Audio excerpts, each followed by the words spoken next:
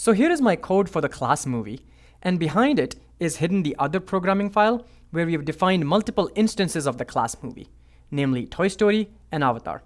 So what I will do is go back to my code for the class movie and define a new function or method there called showTrailer. Now each instance method, whether it be init or showTrailer, takes the first argument as self. So I will add that. All showTrailer has to do is open the web browser with the correct URL. And the link or the URL is stored in the instance variable trailer YouTube URL.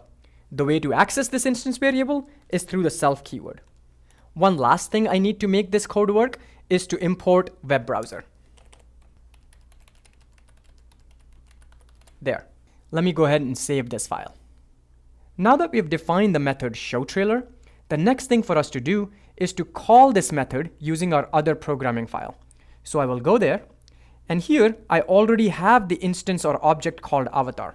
So I will use it, Avatar, to call the showTrailer method.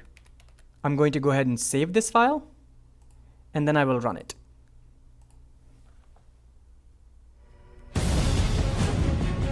Outstanding.